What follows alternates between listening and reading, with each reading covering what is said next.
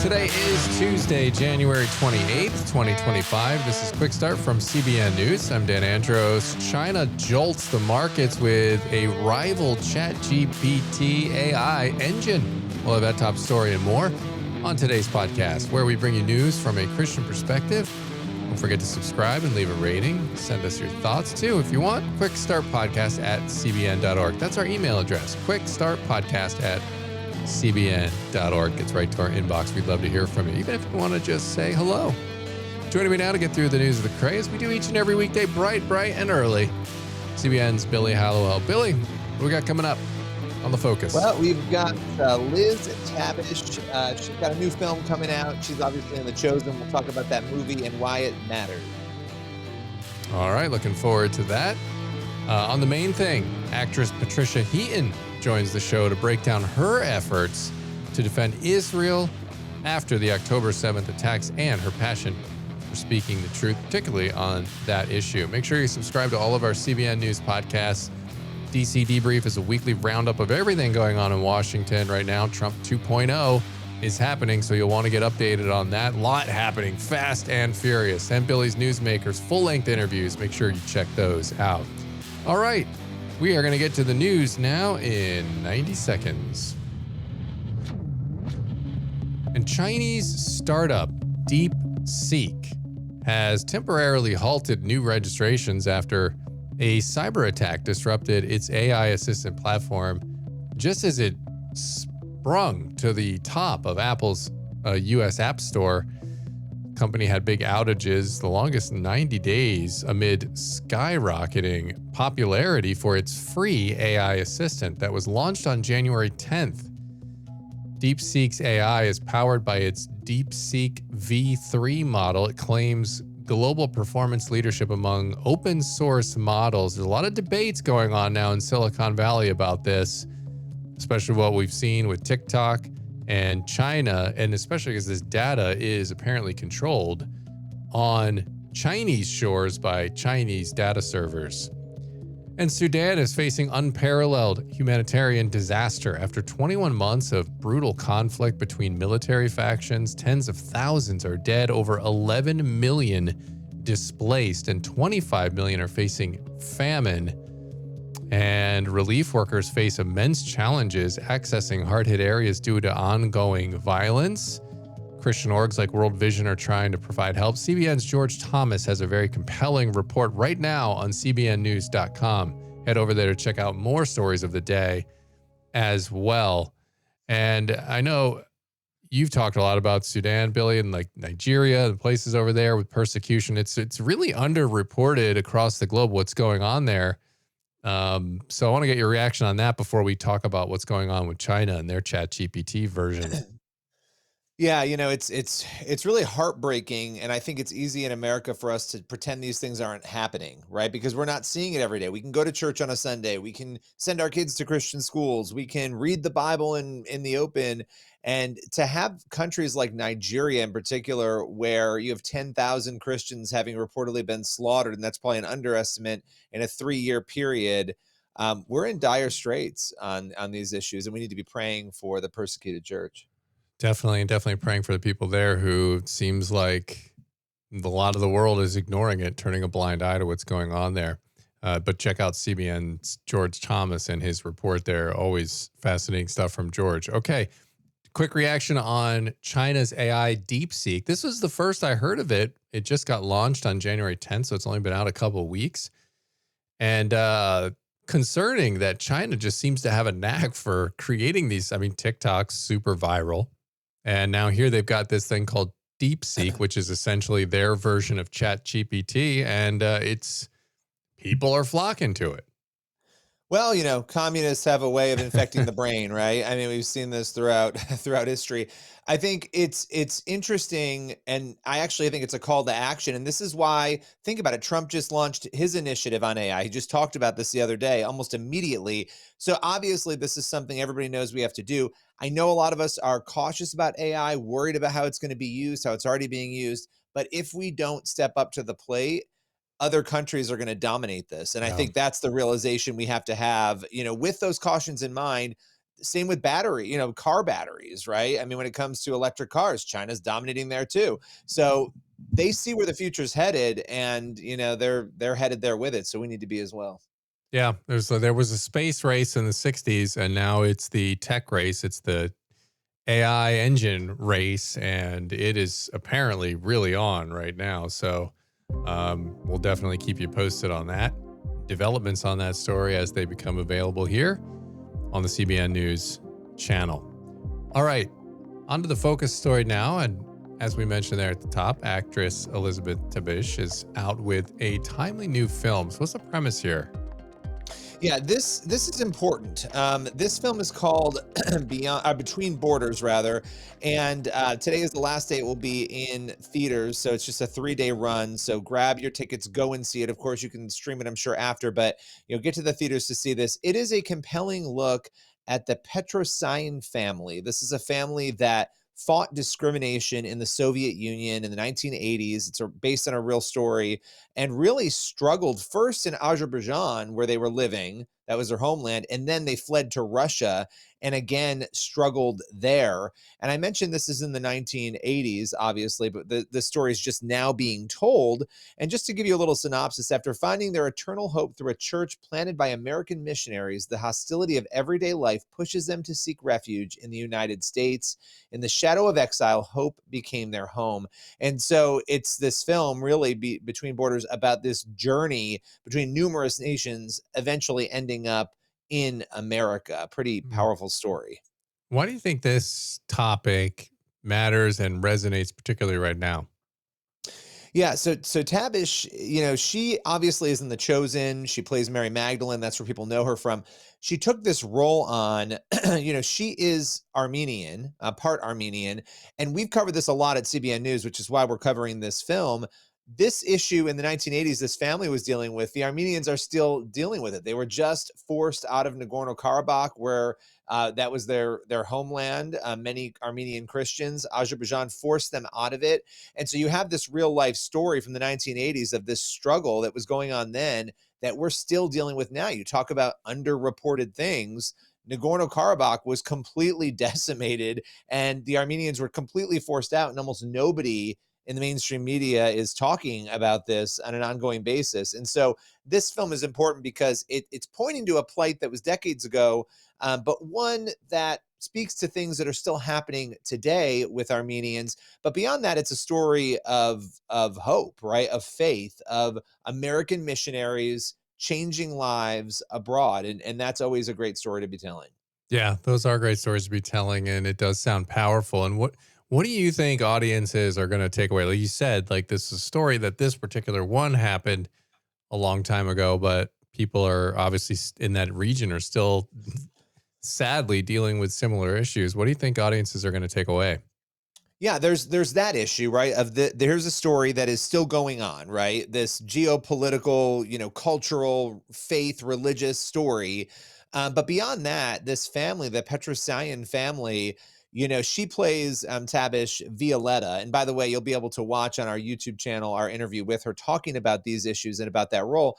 But look, this is a husband and a wife. They've got 2 daughters. They're born and raised in Azerbaijan. They have incredible jobs. The husband's a rocket scientist. She's a principal, the wife, at a school. And here they're living this life. And just like all of us, it's so relatable. Things can happen that can shake our entire lives. And that's what happens to them. And so you have that geopolitical, but also the faith aspect. These are people who were raised in a communist country with no faith at all, and they come into faith and have this incredible transformation. And so multiple layers, I actually find Between Borders fascinating because on multiple layers, it's relatable and also speaks to the issues of what we have going on. So I think the central takeaway is that you can overcome even through trauma and tragedy through faith. And they came to America and built a beautiful life at the end of all this. So lots of great elements there. Yeah, that does sound great. And also, too, it sounds like there's kind of a nod to, just hearing that they didn't have faith growing up and then did and came to faith. And just you think of the crazy areas that some people are in. I know there's pockets of Christianity there in that region. But it's still, I mean, it's remarkable the way God works in some of these areas and in ways we would never expect, right? Where you just think, like, Why even try in some of these areas, right? And then you see a story like this and it gives you hope all over again. Yeah, it reminds you that anything is possible, that people can be turned, to faith, even in a communist country where they've never even heard of faith. And it reminds us to be like those missionaries, to go out and share, because had they not shared and done what they did, this family and others would not have, at least at that point, found the faith that they did.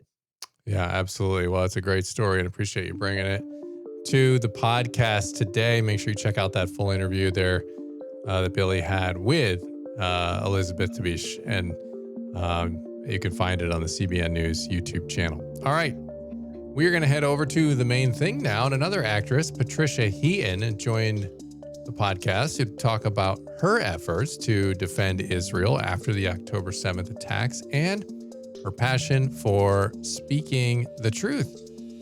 Part of that conversation is today's main thing.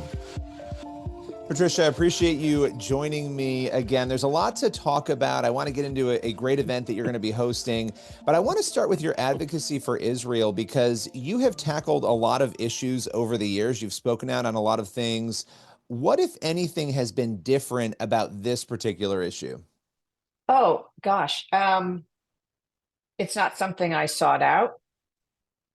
Like millions of people all over the world, I was on my computer looking at social media on October 7th, and I started seeing horrendous videos of terrorists butchering Israeli civilians, children, babies, the elderly, families, all families being burned alive, people being beheaded.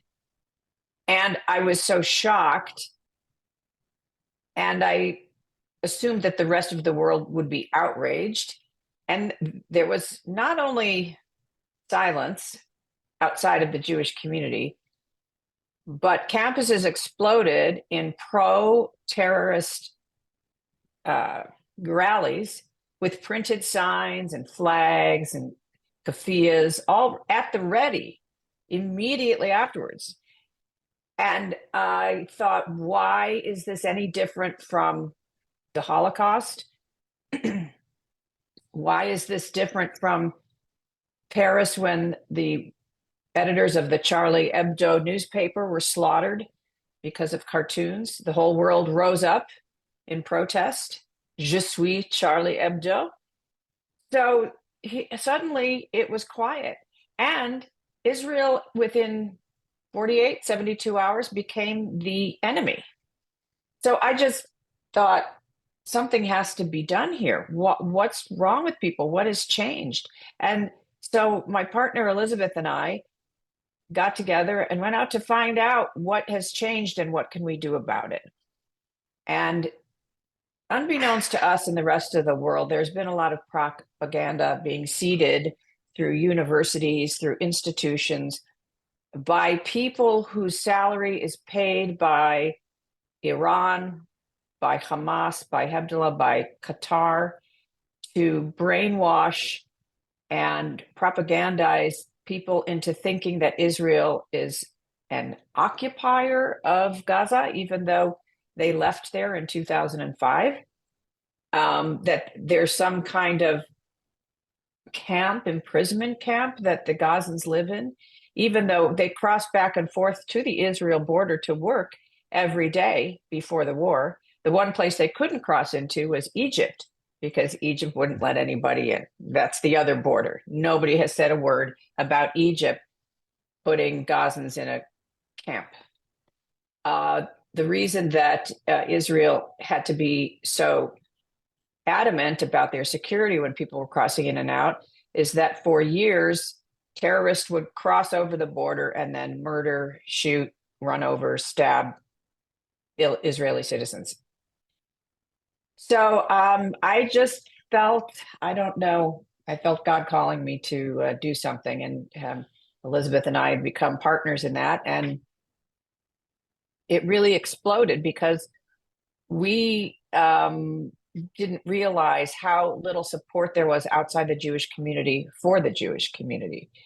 And once the word got out that there were these two gals, one that had a pretty good platform, speaking up, our mission exploded from the number of requests that we received all over the country and actually in around the world in some places. So we're, we just were answering a call that came to our hearts. Well, and I want to talk about the Deborah Rising Conference in a moment, but it is interesting because you look at the data. When you go out and ask college students, I mean, even the Holocaust, there's a horrifying proportion of young people who think it's either a myth or it's overstated. I mean, we're talking almost half of young people in one survey that we've seen on this. And it is, I mean, clearly something we're teaching is wrong, as you were saying. We're teaching it wrong. We're conditioning young people incorrectly. But as you were saying, there's a very real life cost to this, right? Watching people go out to campuses and support Hamas or be sympathetic to Hamas without having the details. Now, what you formed, the October 7th Coalition, talk a little bit about this for those who don't know. So the October 7th Coalition is an organization of Christians who are encouraging each other and the country to be visibly and vocally supportive of the Jewish people, of Israel's right to exist, and to fight anti-Semitism. And we've been doing it through connecting Christians and Jewish people in their communities. We know that most Christians love Israel and support Israel and have visited Israel quite a bit. But often they'll come home to their communities and they don't know any Jewish people in their neighborhood. And we understand that, look, Jewish people are, ministering to their congregations. Christians are ministering to their congregations.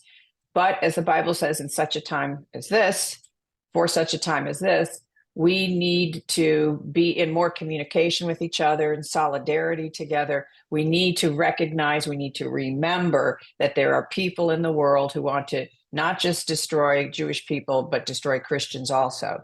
And so we put these unity events together, whether they're at a church, it doesn't have to be at a church or a synagogue, it could be at a restaurant, where you bring Jewish and Christian leaders together to talk about what they can do to unite more, to get to know each other. We support various events, rallies. We've been having groups here in Tennessee who've been very faithful to rally for the hostages every Sunday for over a year. Wear your hostage pin. We've encouraged Christians to put a mezuzah up on their door frame. We started a campaign called My Zuzah, Your Zuzah. It's the little case where the scripture scroll is inside of it, and you'll see it on Jewish homes. And in order to show our solidarity with Jewish people, we encourage Christians to put it on their doorframe. You can go to myzuzah.org and get one for yourself. So we've been going into communities and having Christians and Jews come together in unity, in solidarity, and to fight for our democracy, for our Western values, for Judeo-Christian principles, to secure Israel's right to exist and to protect America's human rights and everything that we've built here. Always great to have Patricia Heaton on. Appreciate that conversation there. Doing a lot of great stuff and praying for her efforts there as well. All right, that's going to leave us with time on the podcast today for one last thing. We've got Mark 9:24. Immediately the father of the child cried out and said, I believe, help my unbelief. And so obviously a specific moment in scripture there, but this idea of asking for help when we struggle with unbelief, right? When we know we believe, but we have those moments. So I think it's an important one for us to highlight. Yeah, totally agree. And like, even if you think you believe we all know we believe. I'm just saying you have those moments where our actions sort of belie like what in that moment we're believing, right? When we do something that's clearly not pleasing to God, we're doing what Adam and Eve did. We're believing the lie that Satan tells. So I think sometimes I can read it that way too, like helping us in those situations. So, all right, with that, we're going to leave it there. Make sure you're getting on over to cbnnews.com and faithwire.com for more news from a Christian perspective. Lord willing, and that creek don't rise up on us. We'll be back tomorrow with more, except for Trey, though. He went off and got married, so he won't be back until next week. So how dare he? I know. God bless. See you tomorrow.